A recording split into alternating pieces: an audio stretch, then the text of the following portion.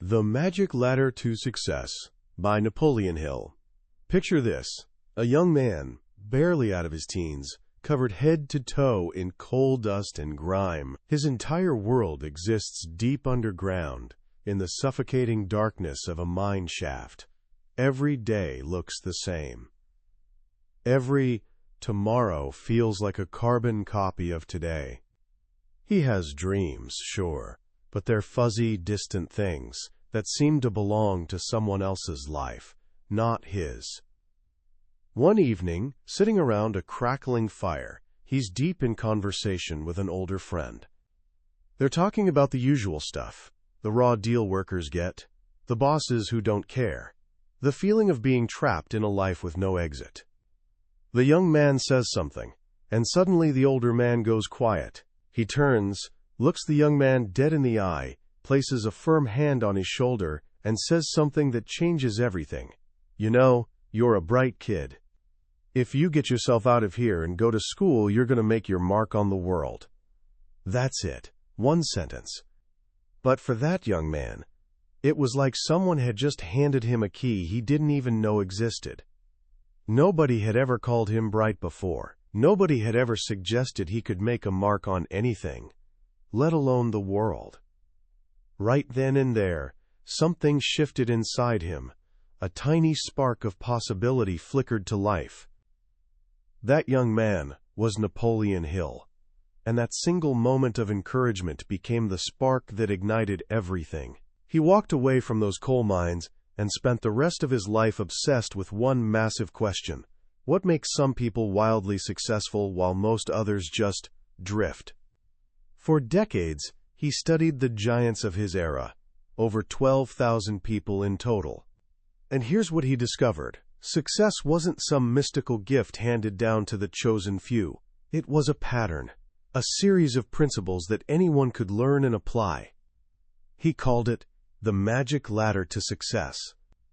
This work first appeared in his magazine way back in April 1921, and it became the foundation for his legendary book, Think and Grow Rich. It's a blueprint made up of 16 simple but powerful steps that, when followed, can take you pretty much anywhere you want to go. Today, we're going to climb that ladder together. This isn't some dry theory lesson. We're talking about the real mechanics of what Hill called manpower. By the time we're done, you'll have a crystal clear understanding of this timeless framework. You'll see that success isn't random luck or magic.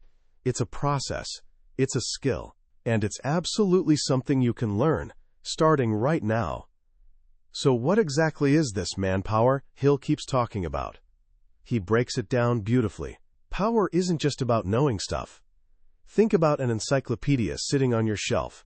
It's packed with carefully organized knowledge, but the book itself? Completely powerless. It just sits there until someone picks it up, pulls out the information, and actually does something with it. Power, Hill tells us, is organized knowledge, intelligently directed. He uses some brilliant examples to drive this home.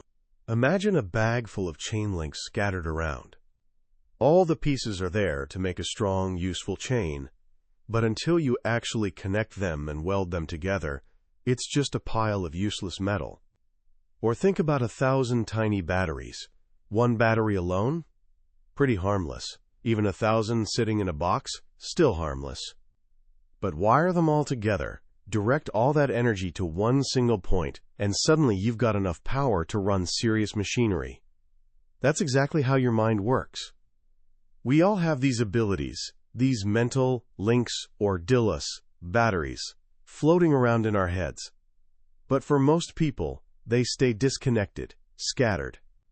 The magic ladder is Hill's method for connecting them, for organizing your internal abilities, so you can aim all that energy at a specific target.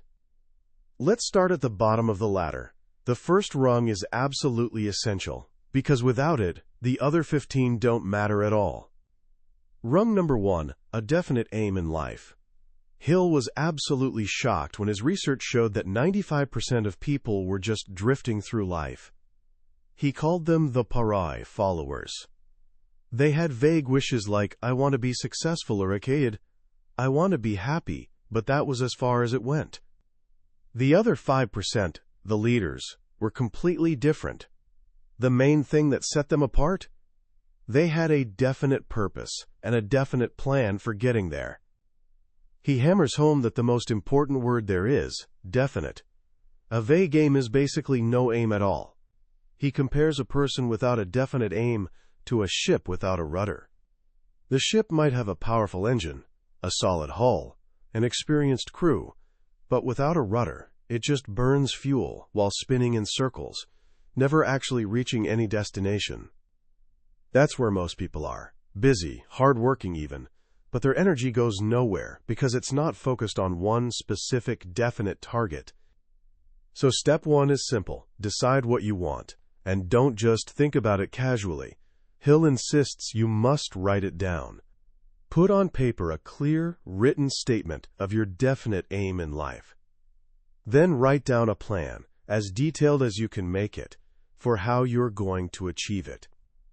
There's real psychology behind this. Writing it down makes your thoughts concrete and sends a powerful signal to your subconscious mind. It makes the goal real.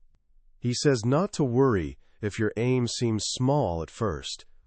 A year from now, you'll probably look back and be amazed at how limited your vision was, because the act of working toward a definite aim naturally expands your confidence and your ability to think bigger. The key is developing the habit of always working with a definite plan. Which brings us straight to the second rung, because a goal without belief is just wishful thinking. Rung number 2, self-confidence. Having a definite aim is great, but you also need to believe you can actually pull it off. Hill makes it clear this isn't about being cocky or arrogant. It's a state of mind, a deep belief in your own ability to follow through on your plan. And here's the beautiful part. He says it's something anyone can develop. This is where his coal mine story comes full circle. That one moment of encouragement planted a seed of self-confidence that grew over many years. It was that budding confidence that gave him the courage to leave the mines, to seek out knowledge, and to become a better, more capable person with each passing year.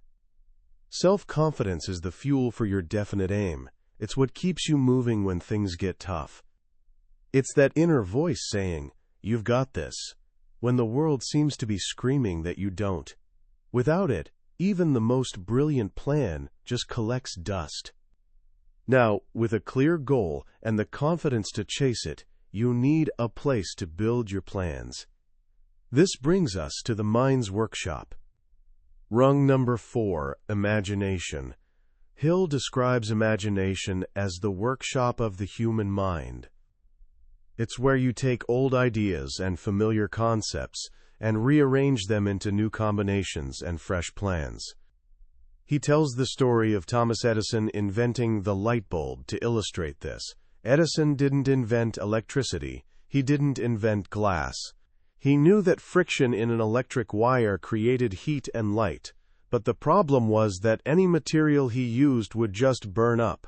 He searched everywhere for something that wouldn't burn.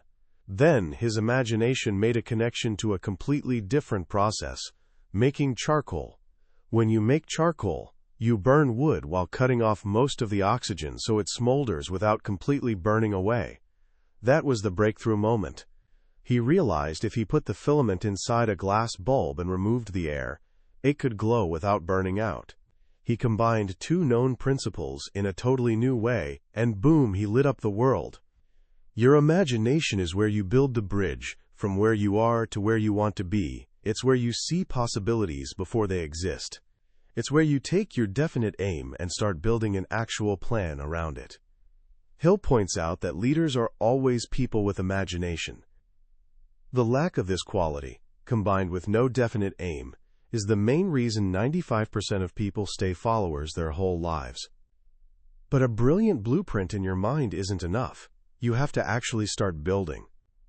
This is where the next set of rungs comes in, the ones that turn thought into reality. Rung number 3, initiative. Initiative is that rare quality that pushes someone to do what needs doing without being told. It's the spark that lights action. Someone who only does what they're told will never stand out. But someone who finishes their work and then looks around for other things that need doing? That person gets noticed immediately. They catch the eye of their superiors and get handed more responsibility, which comes with more rewards. All great leaders have initiative. It's the drive to create, to start, to push forward when everyone else is waiting for instructions. It's the proactive force that asks, "What's next? How can I make this better?" And initiative leads directly to what might be the most practical rung on the ladder. Rung number 5, action. This might be the easiest rung to understand, but often the hardest to actually do. Hill puts it plainly. The world pays for only one thing, and that's service rendered, or action. You can have every college degree imaginable. You can have the knowledge of 100 encyclopedias stored in your brain, but unless you organize that knowledge and express it through action, it's completely worthless. He tells a striking story about visiting a park in Chicago and interviewing 7 homeless men during a time when jobs were plentiful and wages were high. He wanted to understand their excuse. Every single one told him basically the same thing: "I'm here because the world wouldn't give me a chance." Think about that. They were waiting for a chance to be handed to them. But Hill asks, did the world ever just give anyone a chance?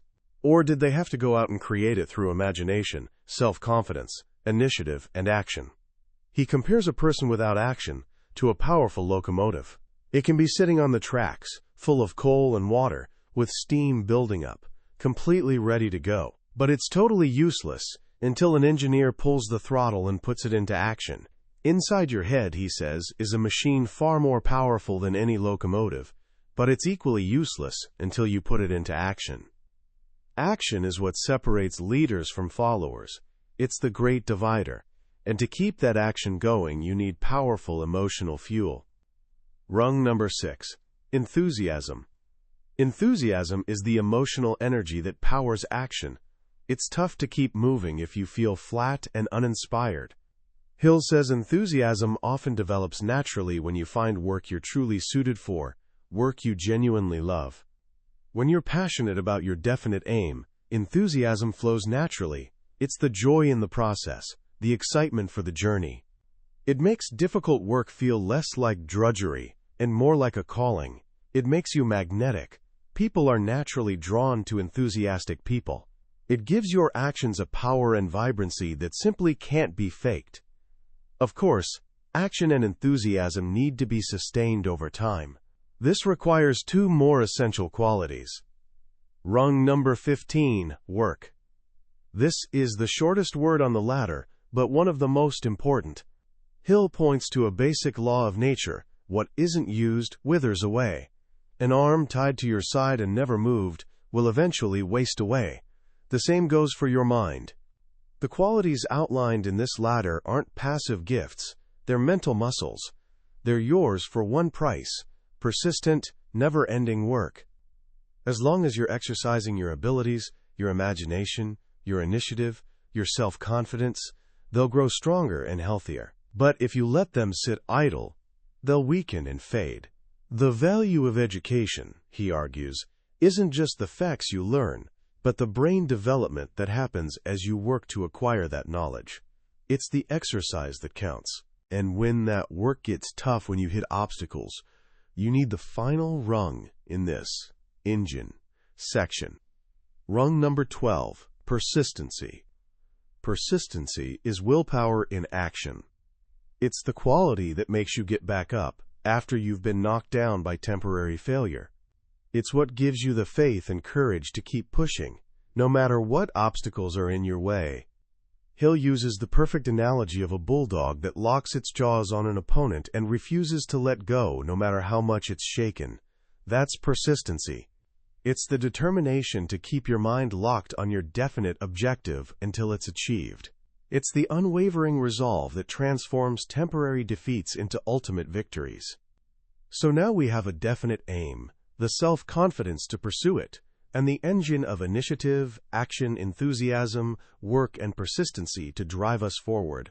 But driving a powerful engine is pointless if you can't steer it. The next set of rungs is all about mastering yourself and your relationships with others. Rung number 7, self-control. This is your steering wheel.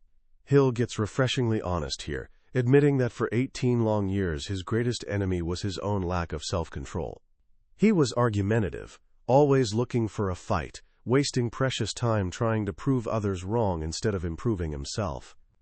He says nobody can become a great leader of others until they first learn to lead themselves, and that starts with self-mastery.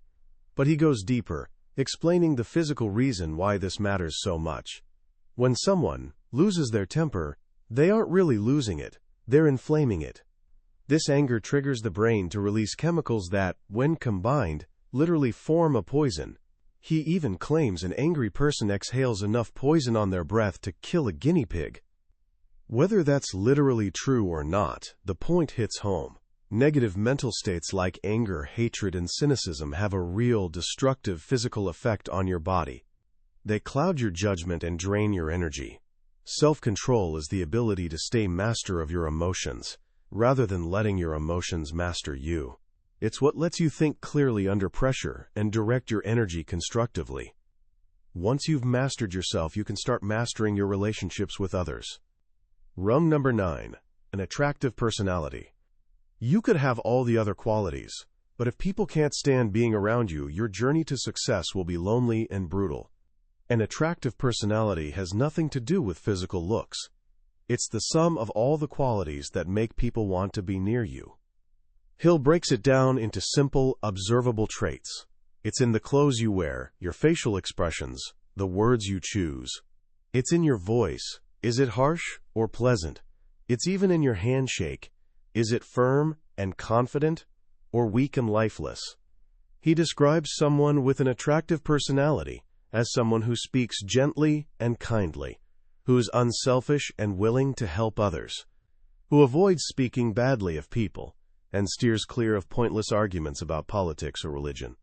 This person looks for the good in others, smiles often, listens patiently, and encourages people, helping them build their own confidence. Basically, it's about making people feel good when they're around you. It's a skill, and like anything else, it can be developed. And a huge part of that skill involves the next rung. Rung number 14, tolerance and sympathy. Hill calls intolerance one of the world's great curses. He argues it's the root of so much conflict, from wars between nations to fights between bosses and workers. He points out that real power comes from cooperation, not conflict. When people set aside their differences in beliefs, race, or politics, and work together toward a common goal, nothing on earth can stop them. Intolerance grows from a lack of understanding. Sympathy is the cure. It's the ability to see the world through someone else's eyes, to understand their struggles and perspective, even if you don't agree with them. A tolerant and sympathetic person builds bridges where others build walls. They create harmony and inspire teamwork, which is essential for any great achievement. This leads to the final rung in this section, which is arguably the most important principle of all. Rung number 16, the golden rule. Hill says this is the last rung, but it could easily have been first, because it's the shining sun that should light the path for everything else. The golden rule is the philosophy of treating others as you'd want them to treat you. It's about doing unto others as you'd have them do unto you. This isn't just some moral principle, it's a practical guide for using power. All the other rungs help you develop massive personal power. The golden rule is the safeguard that stops you from using that power destructively. It ensures your ambition serves not just yourself, but humanity. It's what creates leaders like Lincoln and Washington instead of tyrants. It guides you to use your strength, confidence, and ambition for constructive, useful service. Without it, the latter can lead to a very dark place. With it, it leads to a life of meaning, happiness, and genuine success. We've covered the foundation, the engine, and the steering. The final set of rungs deals with your most important tool, your mind. This is about how you think, how you focus, and most importantly, how you learn. Rung number 10, accurate thought. This is the skill of separating actual facts from mere information. In our world today, we're drowning in information, opinions, and noise. An accurate thinker learns to examine everything that enters their mind. They ask, is this a fact, or is it someone's opinion? Is this based on evidence, or is it based on anger, bias, or gossip? An accurate thinker then sorts facts into two piles: important and unimportant. They take the important, relevant facts and organize them into a clear judgment or plan of action. This is the heart of critical thinking. It's about not taking anything at face value but weighing the evidence yourself and forming your own intelligent conclusions. It's the quality that protects you from being misled and lets you build your plans on a solid foundation of truth. Once you can think clearly, you need to be able to focus that thinking. Rung number 11, concentration. Concentration is the ability to hold your mind on one single subject until you've thoroughly analyzed it and created a practical plan for it. It's like using a magnifying glass to focus the sun's rays onto a single point until it bursts into flame. Concentration is the process of focusing all the other qualities on this ladder, your imagination, your self-confidence, your knowledge, onto your definite aim. It lets you break down a huge goal into smaller, manageable pieces so you can see how to tackle it bit by bit, just like an engineer plans to move a mountain one shovelful at a time. It's the disciplined art of focusing your mental power instead of letting it scatter everywhere. And what happens when you apply all these principles but things still go sideways? This brings us to what Hill calls the lucky 13th rung, and it's perhaps his most brilliant and counterintuitive insight. Rung number 13, failures. Yes, you heard that right. Failure is a rung on the ladder to success. Hill urges us not to skip this rung because it's one of the most important experiences in life. He completely reframes failure. He says failure is simply nature's way of training you for worthwhile work. It's nature's great testing ground, a tempering process that burns away the weak parts of your character and strengthens what remains. Every failure, every setback, contains a powerful and lasting lesson if you're willing to look for it. Failure develops tolerance, sympathy, and kindness. It teaches you things about yourself and your plans that success never could. He says every person who's gotten back up from the knockout blow of defeat has become a stronger and wiser human being. If you can learn to see failure not as the end, but as a necessary part of your education, as a hidden blessing, then fear loses its grip on you. You'll no longer be afraid to try big things. You'll understand that setbacks aren't signs to quit, but opportunities to learn, adapt, and grow stronger. Each failure becomes a stepping stone you build your ultimate success on. And this brings us to one last practical rung that ties so many others together. Rung number 8, the habit of performing more work and better work than you are paid to perform. This is a powerful strategy for anyone starting out. The person who does just enough to get by will always blend into the crowd. But the person who consistently and willingly does more than what's expected, who delivers more value than they're paid for, that person becomes indispensable.